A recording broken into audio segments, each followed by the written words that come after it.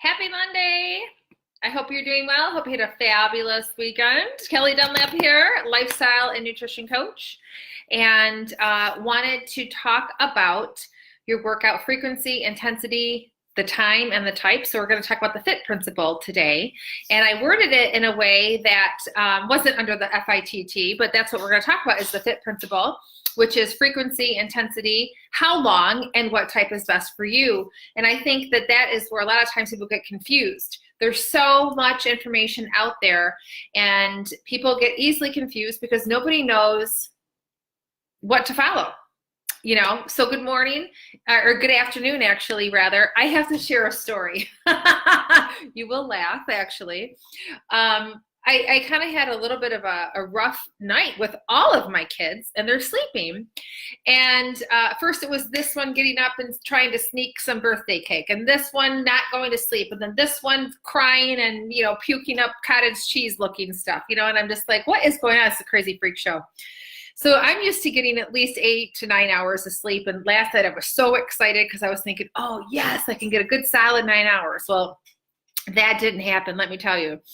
So Ayana, needless to say, is not feeling well. And we've kind of had, a rough morning. And I thought, okay, well, I need to get my face on and what have you. So I go live in my beauty blog. Speaking of my blog, if you'd like to be part of it, you're more than welcome. Just comment saying, hey, add me to your blog. And there's this makeup remover stick that I use, and it's really handy and it works great because I'm not always somebody that takes my mascara off. I always take everything else off but my mascara. It's just a habit.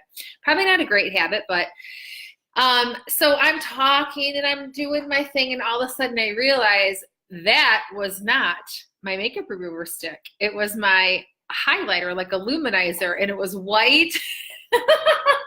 So that was really funny. So needless to say, it was a crazy morning. But anyway, let's get to the point. I just wanted to share with you what had gone on. So I know that there is a lot going on in your mind right now with, okay, the holidays are coming. I don't want to gain weight. Or there could be the other thing going on in your mind, which is I want to enjoy myself. I don't want to stress out about, what I'm eating and what I'm doing as far as exercise goes and, all that. Trust me, I get it. I know the thoughts. I know the thoughts. And so I thought that I would help to simplify some things for you, because I know that oftentimes when people think that they need to start an exercise program, or maybe you're currently in one and you're burning yourself out, you're not really sure, am I doing the right thing? Am I doing it right? All that stuff. So I want to share with you what's called the FITT principle, which is FITT. Now, in the heading above, I said frequency, how frequent, how intense, how long, and what type is best, because that's the language that you use.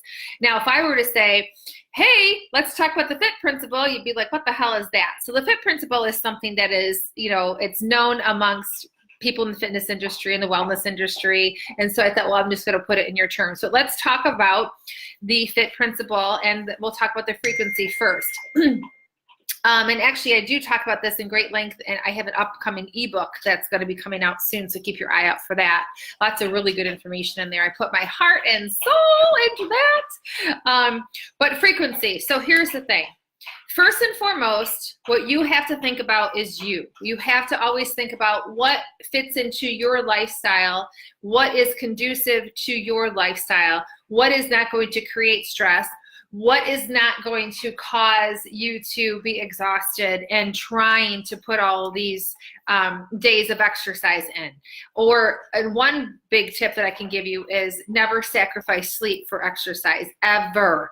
So if you're somebody that's only getting 5 or 6 hours of sleep and you say, well, I really want to get my workouts in, but after work doesn't really work for me. I'm just going to get up and I'm just going to sleep for 4.5 hours or maybe 5. That is the worst thing that you could possibly do. Okay, so you want to make sure that you're planning your exercise during a time that is your magic hour. Okay, it doesn't even have to be an hour, but it's just a statement. You can do a 20-minute, 30-minute. We're going to talk about that next, which is the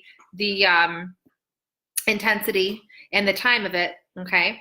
But as far as when you plan out the frequency, just you have to, per my previous live, you have to map out your time. You have to get very, you have to be not selfish, that's not the word, but you have to be very diligent with your time and where you're spending it. So if you're finding that you don't have certain time here, or oftentimes if I have a client that says, I just don't have the time, I'm like, okay, well, this is what we're going to do. We're going to map out every single moment of your day. And oftentimes I'll be able to circle these big fat windows of time that they're wasting, or I'll be able to point out things that are not valuable to them, like watching, hours of Netflix. There's not really a whole lot of value there, unless you're watching like educational things that are planting positive seeds in your, subconscious. However, so when it comes to how often, I would recommend at least 3 times a week.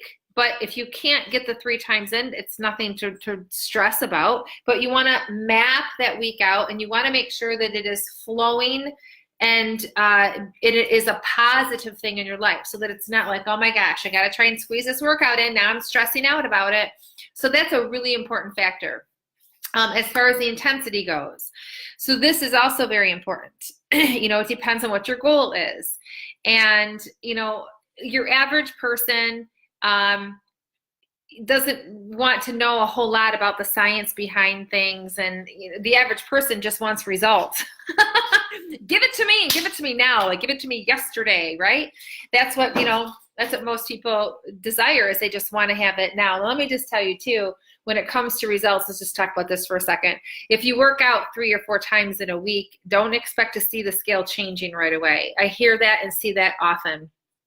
And I'll share a funny kind of little story with you. But I had recently taken a certification course for my macro coaching, and I tuned in online, which I'm really grateful for that they offered that. But I heard somebody in the audience, they were asking a question or talking about a client situation. Maybe I shared this with you, but I'm going to share it again because it is so important for you to understand. And they had talked about how, their client said, well, I worked out 3 times and the scale didn't move, and everybody in the room laughed. And the reason why everybody in the room laughed is because we, as fitness professionals or wellness professionals or nutrition experts or whatever it is that you want to call your person, cracked up, because we know that it takes a while for your body to even recognize or realize what is going on, because your body is always in a protection mode. It's always trying to protect itself.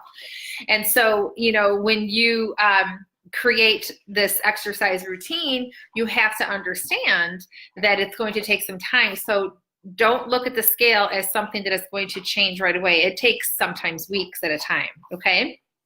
So that's a really important, really important point for you. So let me just back up here. I'll just recap. So the frequency of it, I would say whatever flows and fits into your life and doesn't create stress. And also do not skip sleep to get the workout in. How intense? Okay, when it comes to the intensity, my recommendation when it comes to fat loss, which is what most people want, is that you want to do, well, there is a process here. And once again, you can find this information in my ebook, which is going to be released pretty soon here. And I go into greater detail, but just to give you a quick once over, is that you have to release the fat.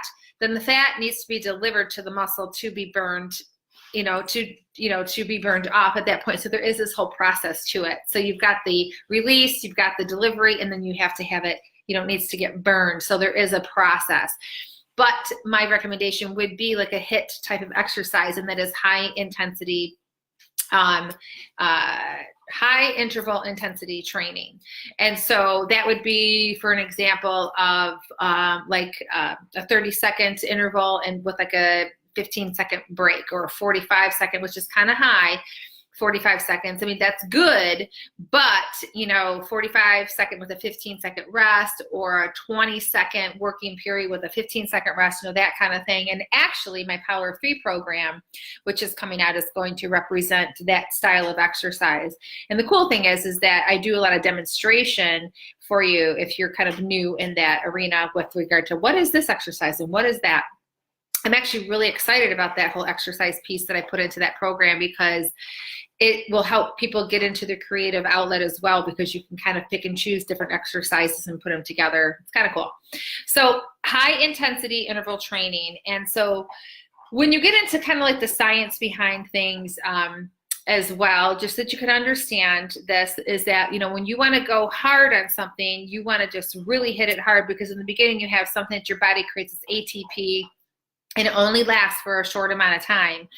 And so, you know, like if I'm doing an interval, I'm like, all I think in my head is ATP. My ATP can only last for so long. And so I know it's going to run out and it's going to burn out and what have you. But again, I know not everybody wants to know the science, but some people do. And so this is why I share those little nuggets of information. So, intensity, really intense with short rest periods. Now, you could, and this is a nugget, and I hope I explained this properly, is that you will realize that you start to get in better shape when your rest time becomes less, when it gets shortened. So let's say, for example, after my pregnancy, when I got back to working out, I was like, oh my God, it took me a long time to recover. And so my rest periods needed to be a little bit longer. Now, as I've been adapting, because when you exercise regularly, your body adapts and all that, and then your heart, you know, starts to adapt to the stress that you're putting on your body. Okay, it's all about adaptation. Your recovery time is less and less. So let's say, for an example, let me just share a little example here. Let's say, for example, Kirby had me running a sprint down the down the main drag of the workout room and running back. And let's say this is in the very beginning of my workout. And for me to catch my breath, or for my heart rate to go down to like a normal rate, it would take me, let's say, 1 minute and 30 seconds to recover in order to move on to the next exercise. Let's say that was how it was in the beginning. Now, I, as a trained individual in understanding the body and knowing all this, I would be like, oh, I can't believe how long it's taking me to recover. This is annoying, because I want to get to the next move. But I knew that the recovery was very important. So when I knew that I was making progress was when my recovery time was getting shorter and shorter and shorter, okay? So now let's say he has me run up and down. My recovery time is probably 30 seconds, and then I can go on and do another round or go on to the next move. Does that make sense? And so when it comes to when you're starting out these types of exercise programs, especially when it comes to HIIT, you may have to have a longer recovery time before you go into the next move, but recognize that you will shorten that as you get into better shape, as your body starts to adapt. Okay, so you might have to start out with a 30-second interval, and then a 30-second recovery.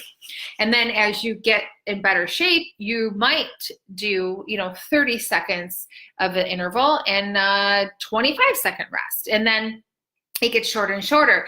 Now, as your recovery time gets shorter, then maybe you can lengthen your work section, your work time. So then let's say you decrease the rest time, then you can increase the working time. You see? Okay. So frequency, like I said, has to flow within your life. It can't create stress. Do not sacrifice sleep. As far as intensity goes, I highly recommend hitting it hard and hitting it like for 30 seconds and then giving yourself that type of, a little bit of recovery period.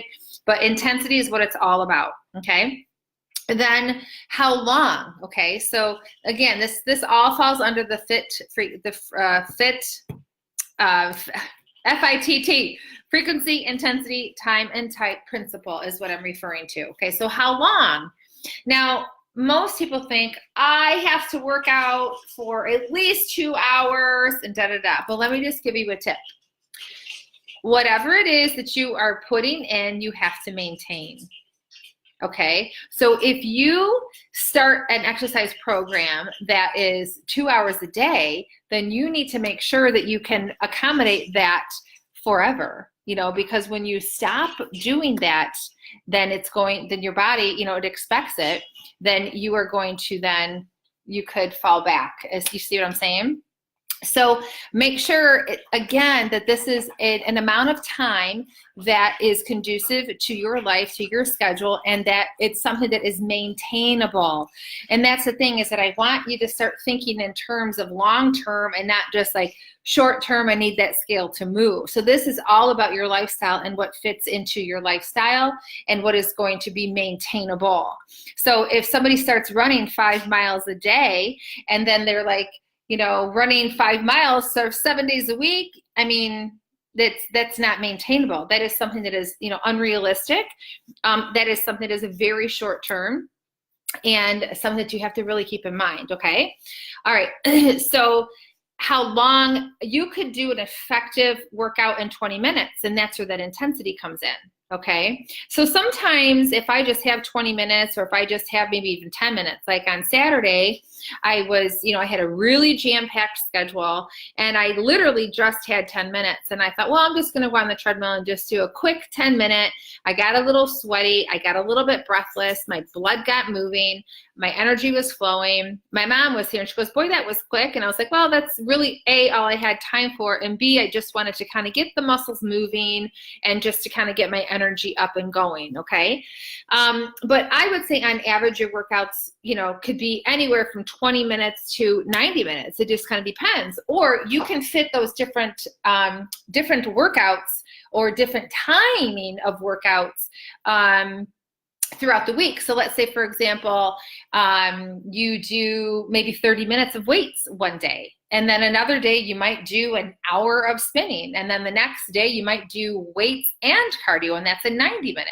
So, again, it's all about your lifestyle and your schedule, what fits and what's maintainable. And that is so key and so important, because that is what's going to be long lasting.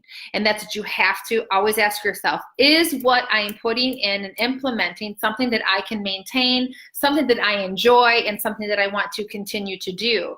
Because I'll tell you what, if you're not enjoying it, then you're definitely not going to want to, maintain it forever. Like, you would never see me in a CrossFit gym. And it's not that I don't approve of it or anything like that. It just doesn't light my fire. It's just not something that I have ever really, really enjoyed. I think CrossFit's great. I think it has a great community. I think there's a lot of positives to it, but it's just not my cup of tea. So if somebody says, well, you have to do CrossFit for the rest of your life, that's not something that would be conducive or something that would flow well into my life, because it just wouldn't feel good. So you have to feel really good about it. So that kind of leads me into what type is best. I just kind of gave you the answer. You need to find something that feels good to you. You need to find something that makes you feel confident and makes you feel excited and lights your fire, And so if I have a client that says, gosh, I used to do this and I used to do that, then I always suggest, well, okay, well, did it feel good? Is it something that you really got excited about doing? I better hurry up here. I've only got 6% left on my battery, and so I suggest going back to that. So if somebody says to me, well, I really enjoyed doing spinning classes. Oh, I loved it. And I wouldn't suggest going to a Zumba class. I would say, well, there we go. Let's start getting back into getting back into spinning classes then. Where can we go? Where did you used to go? Or what gym is nearby that we can look into to get you situated? Is there a studio perhaps, And, there's all these different things. You have to look at their schedule. You have to see if it's something that is, going to be, conducive to your life and to your schedule. That's the thing, is you don't want to sign up for a place that has classes from, 10 a.m. to 4, and your schedule, would work best for something that would be between 5 and 8. Okay. So I hope that those tips helped. Again, that's the FITT principle: frequency, intensity, time, and type. But at the end of the day, out of all of those things, the biggest thing that you have to remember is your lifestyle, is what is going to fit well in my lifestyle and what feels good and what works best for me. Okay. So I thought that would help. Once again, I do have an ebook and a course that's going to be launched here pretty soon. Keep your eyes out. I do go into greater in-depth on that FITT principle in that ebook. I think you'll find it really informative. I'm super excited about it, but thought that I would share that because I know that this is on people's mind a lot, especially with the up and coming holidays. And also I know a lot of people like to begin new with the first of the year, and that's literally just around the corner. So I hope that you enjoyed the information. I hope that that was helpful. And if you have any questions on anything, please feel free to comment, or you can always private message me. All right, have a wonderful day. We'll see you soon.